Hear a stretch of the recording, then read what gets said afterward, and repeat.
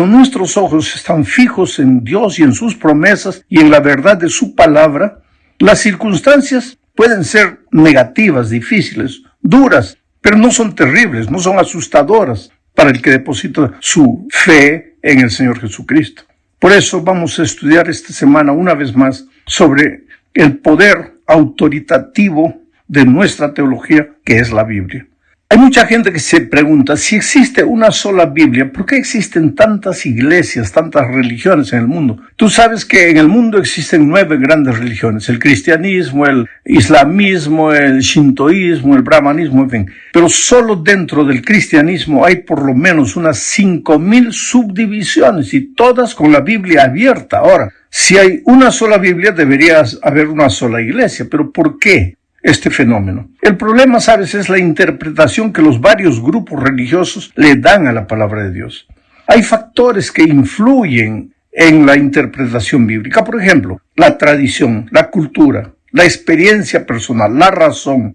No hay duda de que cada una de ellas afecta de alguna manera nuestra interpretación de la palabra de Dios. Pero la pregunta es, ¿hasta qué punto eso es correcto? ¿Hasta qué punto es correcto que la tradición, la cultura, la experiencia personal influyan en nuestra interpretación de la palabra de Dios? Pues ese es el tema de esta semana. Veamos primero el tema de la tradición. ¿Qué es la tradición?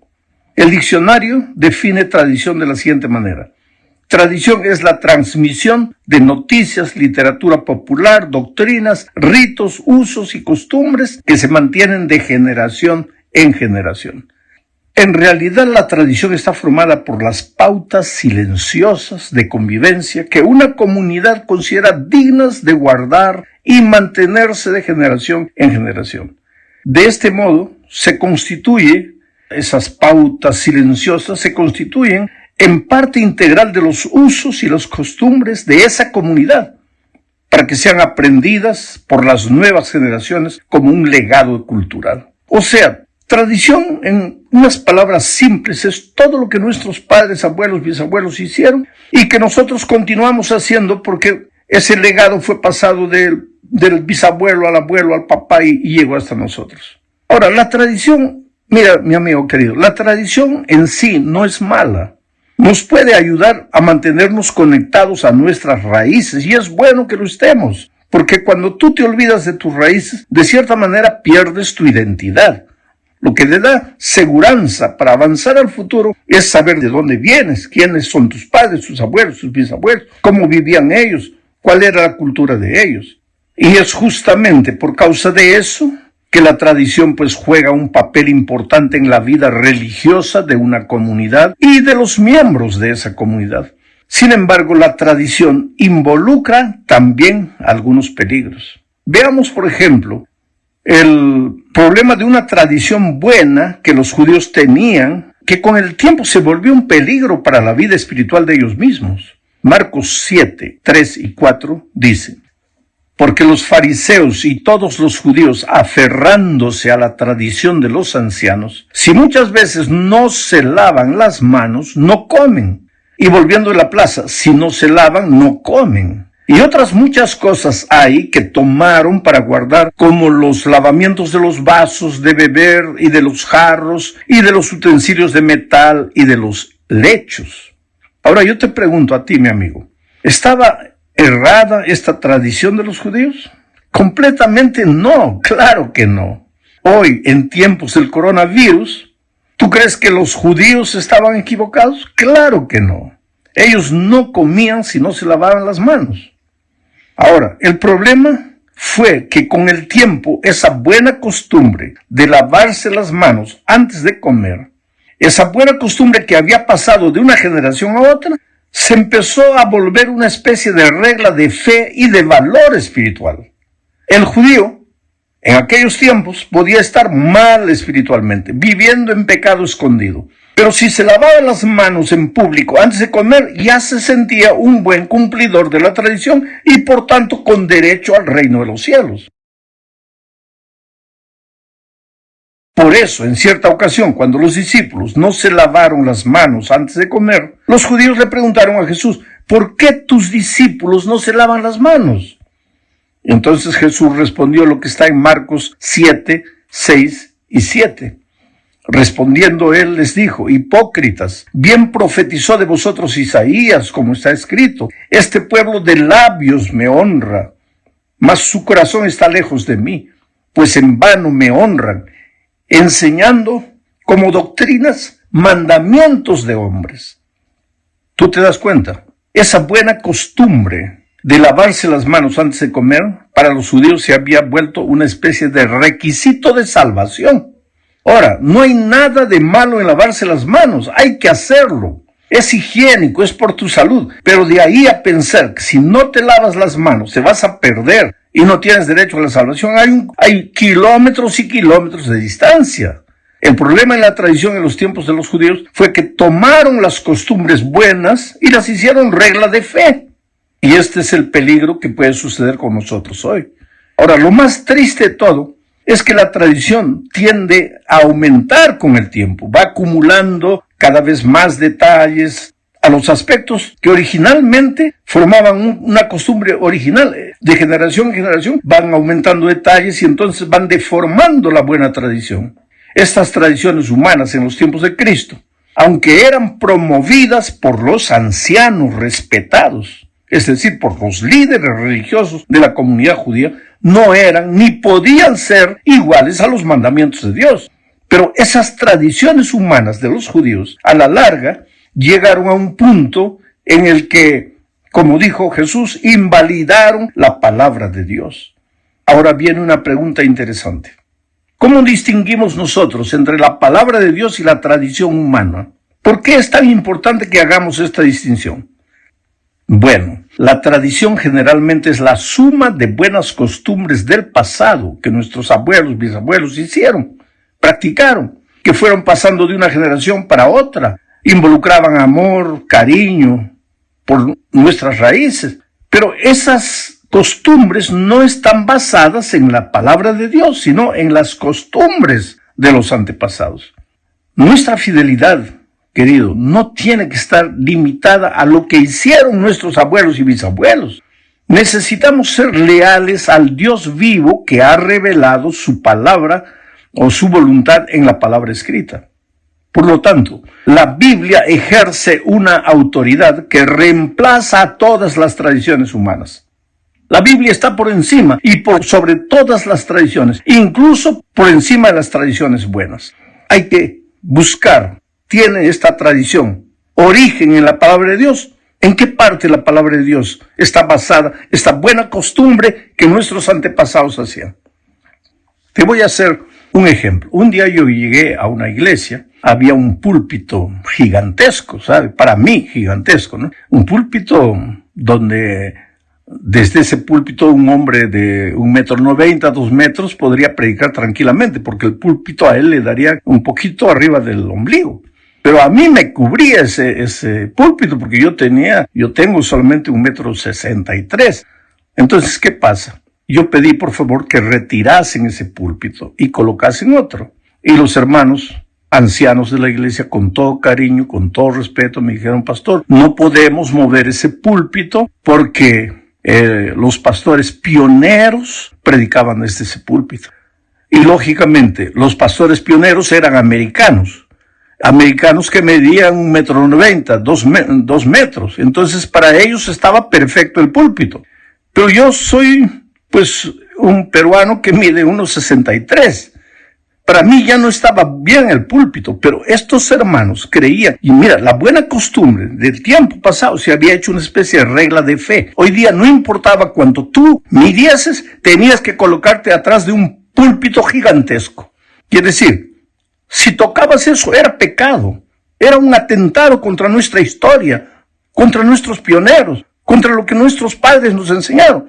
Ahí está el ejemplo. Ahora, ¿en qué parte de la Biblia dice que el púlpito debe ser de un determinado tamaño? Entonces, una buena costumbre para un tiempo se comenzó a hacer regla de fe para ese tiempo sin tener base en la palabra de Dios. Ese es el asunto que tenemos que tener en cuenta.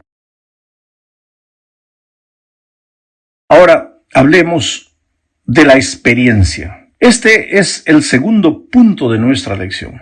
El Evangelio no puede ser solo teoría. La doctrina que no sale del papel no tiene mucho sentido. La teoría del Evangelio solo es poder cuando el verbo se hace carne, o sea, cuando la teoría se hace experiencia. La experiencia es la teoría hecha vida. Primero nacen las emociones en el corazón, después se transforma en acción. El cristianismo tiene que ser sentido, gustado, probado y después vivido. Eso es experiencia. Es lo que sientes y que te empuja a la acción, a vivir. La experiencia es aquello por lo que darías la vida. Sin embargo, la experiencia no puede ser la esencia ni el fundamento de nuestra fe. No puedes quedarte esperando que Dios te hable personalmente a tu propia experiencia cuando Dios ya te habló a través de su palabra. No puedes basar tu conducta cristiana en lo que sientes, sino en lo que la palabra de Dios dice. El sentimiento no está por encima de la palabra de Dios. Observa lo que dice Pablo en 2 Corintios, capítulo 11, versículo 3. Pero temo que como la serpiente con su astucia engañó a Eva, nuestros sentidos sean de alguna manera extraviados de la sincera fidelidad a Dios. Percibe el raciocinio de Pablo. La serpiente con astucia engañó a Eva. Y Pablo dice, mi temor es que nuestros sentidos, nuestros sentimientos, así como la serpiente, de manera astuta nos desvíen de la sincera fidelidad a Cristo. Tú puedes ser hasta sincero, pero si basas tu vida cristiana solo en lo que sientes, estás mal. Veamos el caso del paralítico, por ejemplo, en el tanque de Bethesda. Estaba paralítico, no podía andar, 38 años sin andar. Vino la palabra de Dios. Jesús le dijo, levántate, toma tu lecho y anda. Pero el paralítico no sentía nada, no sentía que estaba curado, estaba paralítico. Podría haberle dicho a Jesucristo, oh Señor, yo quisiera andar, sí, pero estoy paralítico, yo siento que estoy paralítico. Si hubiera hecho eso, el paralítico se hubiera quedado paralítico para el resto de la vida. Pero él, a despecho de lo que sentía, creyó en la palabra de Jesús y se levantó y anduvo. Entonces, querido, el sentimiento es bueno. El sentimiento le da sabor a la vida cristiana. Pero cuidado con normar tu vida cristiana solo por el sentimiento. Por eso Dios te dejó su palabra. En el tercer punto de este estudio veremos el papel de la cultura en la interpretación bíblica. Es innegable el poder y la fuerza de la cultura en nuestro comportamiento. El drama que vivimos hoy es el hecho de que vivimos 6 días de la semana sumergidos en la cultura que nos rodea y algunas pocas horas el sábado en la iglesia, donde recibimos las enseñanzas bíblicas. Y esas enseñanzas bíblicas no siempre apoyan lo que la cultura enseña. Entran hasta en contradicción. Y ahí tú te quedas entre la cultura y la palabra de Dios. ¿A quién sigues? ¿A la cultura o a la Biblia? El resultado de todo esto es lo que estamos llamando hoy de secularismo. El cristianismo secular intenta infiltrar en las iglesias las enseñanzas de la cultura en detrimento de las enseñanzas divinas. El otro día, por ejemplo, un anciano de iglesia, delante de la intransigencia de algunos hermanos, querían hacer de la iglesia una especie de sindicato. Me preguntó, pastor, ¿en todos los lugares es como aquí? Mi respuesta es, depende, querido. ¿Depende de qué? De la cultura. Tú sabes que el espíritu sindicalista está presente en todos los lugares, en todos los países, bajo diferentes ropajes. Y es lógico que esos mismos hermanos que participan de sindicatos, de agremiaciones, de reivindicación durante 6 días, vienen a la iglesia y quieren que la iglesia también funcione como un sindicato. La palabra de Dios no tiene mucho valor para ellos. Lo que importa es, entre comillas, el mundo está cambiando y ¿por qué nosotros también no cambiamos? Quiere decir, si la cultura cambia, que la palabra de Dios también cambie. No es así. Yo podría dar otro ejemplo, pero no lo voy a hacer. Podría hablar sobre el homosexualismo, por ejemplo. En cierto país, alguien dijo, pastor, el homosexualismo en este país antes era prohibido. Hoy es aceptable.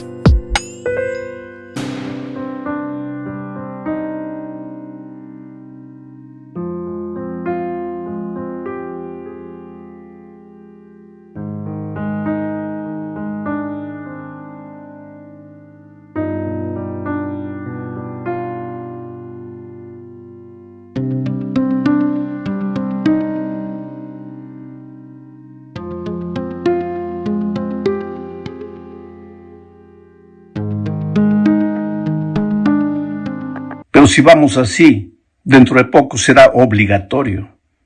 ¿Tú te das cuenta? La cultura cambió. Entonces nosotros también tenemos que cambiar. No, pues querido, la palabra de Dios es palabra de Dios eterna. Sus valores no cambian. ¿Cuál es el consejo de Cristo? Mira lo que Él dijo en su oración intercesora, Juan 17, 14 al 16.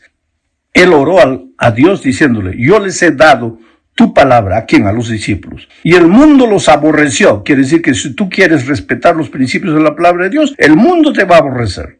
Y el mundo los aborreció porque no son del mundo, como tampoco yo soy del mundo. No te ruego que los quites del mundo, sino que los guardes del mal.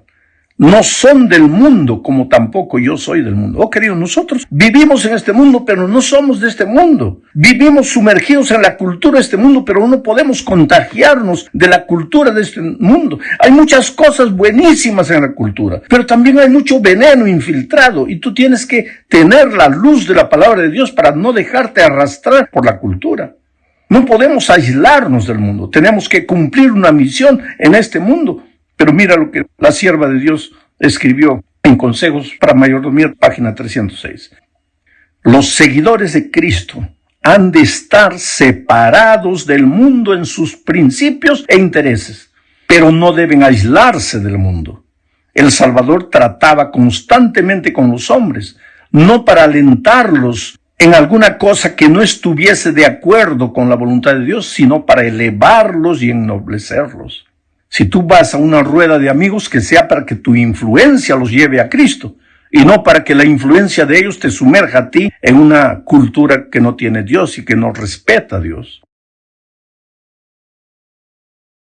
Vamos al cuarto punto, se nos está yendo el tiempo. El papel de la razón y la interpretación bíblica. Leamos 2 Corintios capítulo 10, versículo 5. Derribando argumentos y toda altivez que se levanta contra el conocimiento de Dios, y llevando cautivo todo pensamiento a la obediencia a Cristo. Pablo aquí enfatiza la razón, el pensamiento. Dios nos ha dado la capacidad de pensar, querido, nos ha dado la capacidad de razonar. Cada actividad humana, cada argumento teológico supone nuestra capacidad de pensar y sacar conclusiones. Nosotros no respaldamos como iglesia una fe irracional. Sin embargo, a partir de la Revolución Francesa, la humanidad cambió. La razón humana asumió un papel nuevo y dominante en la humanidad. En la Francia del siglo XVIII, un grupo extremista propuso abolir el culto a Dios y sustituirlo por el culto a la razón. Se llegó a celebrar un culto a la razón en la Catedral de Notre Dame, en París, en la cual una hermosa actriz desempeñó el papel de la diosa razón. La historia nos cuenta también que Francia desató una guerra terrible con el fin de destruir al pueblo de Dios y a su palabra. En 1793, la Asamblea Revolucionaria promulgó una ley prohibiendo la lectura de la Biblia y se dio la orden de que se llevaran a la plaza pública todos los ejemplares de la Biblia, la palabra de Dios, para quemarlos como evidencia de que el gobierno no reconocía las Escrituras. Y eso está registrado en el Diario Oficial de noviembre de 1793, siglo XVII. Creo que anteriormente dijo 18, fue un error mío. Allí, en ese diario, se publicó lo siguiente, lo voy a leer a la palabra. La Sociedad Popular de la sección del museo da a conocer que los ciudadanos de esta sección, está hablando de París, han dado buena cuenta de todos los libros de la superstición y la mentira. El Antiguo y el Nuevo Testamento han expiado en una gran hoguera las insensateces que indujeron a cometer a la especie humana. Mira el atrevimiento. La razón contra la palabra de Dios. Observa que por un lado, como vimos en el punto anterior, hay gente que basa su experiencia espiritual en el sentimiento. Pero ahora vamos a ver que en el siglo XVII comenzó otra historia. Ahora, basar la fe en la razón. Es decir, basar lo que crees en la razón. Gente que basa su experiencia espiritual únicamente en la razón. Esta manera de ver las cosas, llamada racionalismo, es la idea de que la verdad no es sensorial, sino intelectual.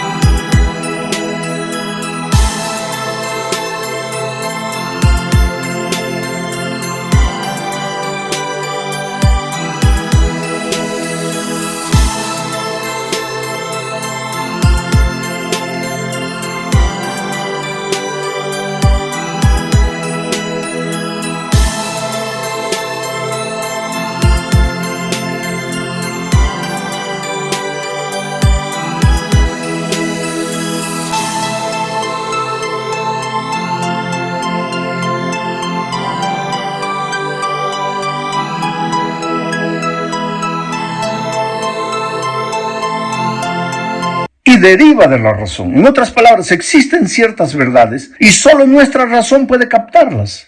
Esto hace que la razón humana sea la prueba y el criterio para la verdad.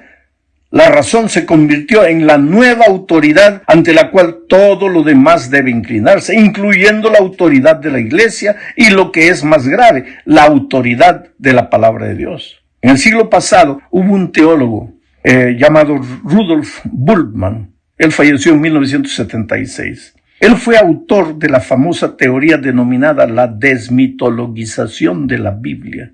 ¿Qué quiere decir eso? Él decía, si vamos a evangelizar en esta cultura del raciocinio a las personas, tenemos que sacar de la Biblia todo lo que va contra la razón, todo lo que parece mito, todo lo que parece historia para niños, los milagros, que Moisés abrió el mar rojo, que Jesús anduvo por encima del agua. No, hay que sacar eso, porque con eso, ¿cómo vamos a evangelizar a gente que es culta, que es intelectual, que raciocina?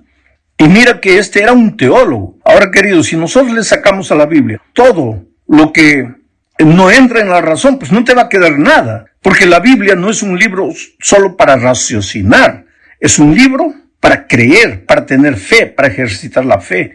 No la fe en los hombres, no la fe en conceptos humanos, sino la fe en un Dios todopoderoso que nunca falla. Llegamos al fin de este estudio hablando de la autoridad de la Biblia. La Biblia es un libro absoluto porque es la palabra de un Dios absoluto. Ahora, esto ya viene contra la cultura relativista en la que vivimos, porque hoy día dice, no, la verdad es relativa, cada uno tiene su verdad. Pero la palabra de Dios dice, no, Dios es absoluto, su palabra es absoluta y cada uno no tiene su verdad, solo existe una verdad. Jesucristo dijo, yo soy el camino, la verdad y la vida. Entonces nuestra fe tiene que estar documentada únicamente en la palabra de Dios. Podemos sacar buenas cosas de la razón, de la experiencia, buenas cosas de la tradición, pero nada sustituye a lo que la palabra de Dios